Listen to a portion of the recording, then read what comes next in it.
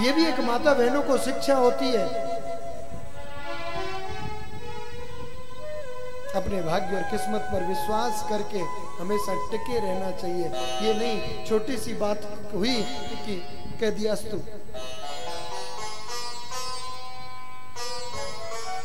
कहते हैं ना कि बहू को बेटी मानो।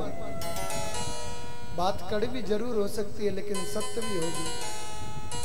लेकिन बहू को भी समझना चाहिए कि बेटी बनने का प्रयास करना चाहिए। बेटी बनने के लिए बहू को भी प्रयास करना चाहिए। पहले बेटी बनो, फिर तुम बेटी भी मानी जाओगी। अब तुम बनना ही बहू चाहती हैं, आते ही तुम चाहती हैं लॉकर की चाबी हमें मिल जाए, तो फिर वह कैसे बेटी माने तुम्हें? है? कई प्रकार की बातें हैं, इन बातों पर गौर करना पड़ेगा, ध्यान देना पड़ेगा। बेटी का मतलब शरारत किया, डांट दिया बेटी को, बेटी ने मुंह फुला लिया, थोड़ी देर बाद आकर के माँ की गोद में आकर के लेट गए। और बहू का मतलब जरा सा कुछ कह दिया तो 4 दिन तक मुंह फुला के रखा, ना चैन से खाने दिया ना चैन से खाया। तो बेटी बनो ना, सासू माँ ने कुछ कह दिया तो थोड़ी देर गुस्सा रहने के बाद में सासू से आकर के प्रेमालंघन में आकर के लिपट जाओ ना। चल माता जो हुआ सो हुआ, बाढ़ में जाने दे। छोटी मोटी बातें होती रहती हैं, हैं? मैया तू बुरो मत माने कर, बात खत्म। लेकिन ना बहू का प्रयास होता है कि सास मनाए और सास का प्रयास होता है बहू मनाए। उसी दिन में 4 दिन निकल जाते हैं और 4 दिन में 2-2 किलो दोनों का वजन कम हो जाता है। बोलो जय श्री कृष्ण।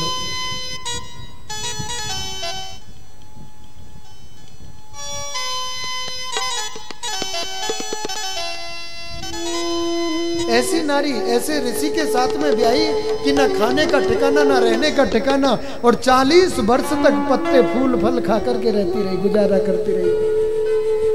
कर्दम मुनि बोले देवी तुम अपने पिता के घर चली जाती? बोले ना, विवाह होने के बाद तो पति का घर ही स्वर्ग है।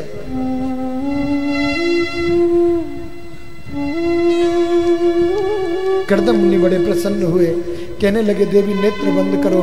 नेत्र बंद किए तो एक सुंदर महल बन गया, और महल भी एक सुंदर सरोवर के बिल्कुल मध्य में।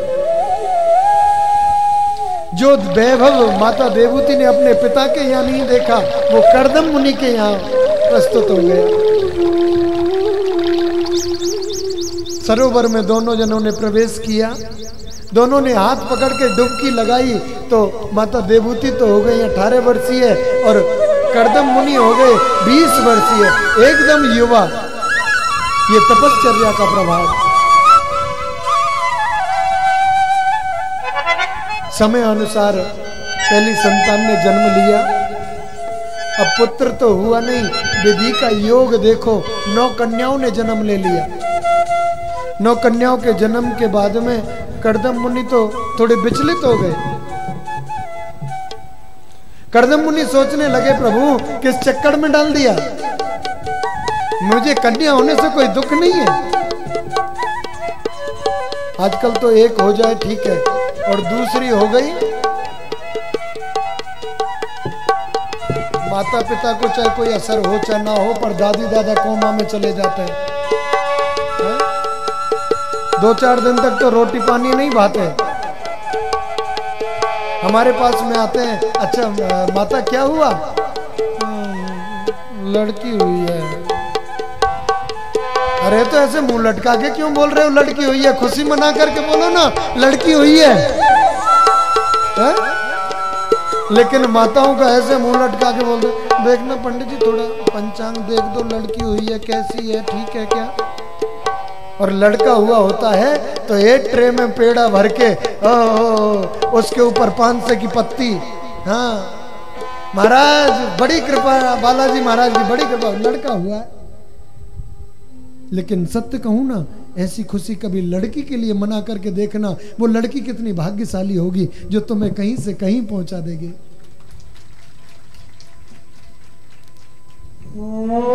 बेटे का सम्मान है जग में, बेटी का कोई मान नहीं। सच बताओ दुनिया वालों, बेटी क्या इंसान नहीं। बेटे का सम्मान है जग में, बेटी का कोई मान नहीं।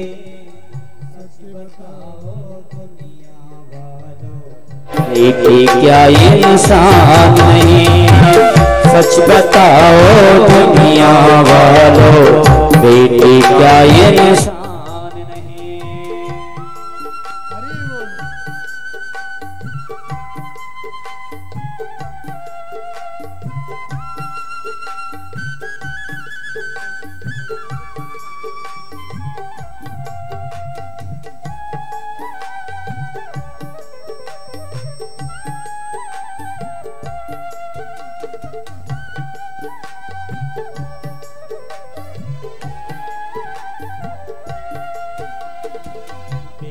क्या लेकर के आया, बेटी क्या नहीं लाई है। बेटे के बिन हर भाई की सोनी पड़ी कलाई है। बेटा क्या नहीं लेकर आया, बेटी क्या नहीं लाई है। बेटे के बिन हर भाई की सोनी पड़ी कलाई है। रक्षाबंधन भैया जोज का ओ, रक्षाबंधन भैया जोज का देखो तुमको ध्यान नहीं। दुनिया वालों हमें बताओ, बेटी क्या इंसान है। बेटे का सम्मान है जग में, बेटी का कोई मान नहीं। दुनिया वालों हमें बताओ, बेटी क्या इंसान है।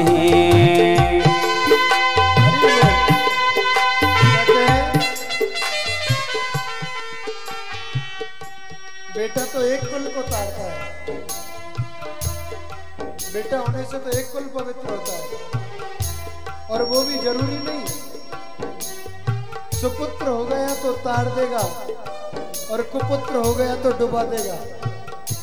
कहते हैं पूत सपूत तो क्यों धन संचय, और पूत कपूत तो क्यों धन संचय। पुत्र अगर सुपुत्र है तो धन इकट्ठा करने की जरूरत नहीं है, वो अपने आप कमा लेगा। और पुत्र अगर कुपुत्र है तो जितना मर्जी इकट्ठा कर लो वो सबको बर्बाद कर देगा। लेकिन पुत्री तो दो कुलों का सम्मान करती है, दो कुलों का मान करती है, दो कुलों को ताड़ती है। और वास्तव में कन्या के दो होते हैं,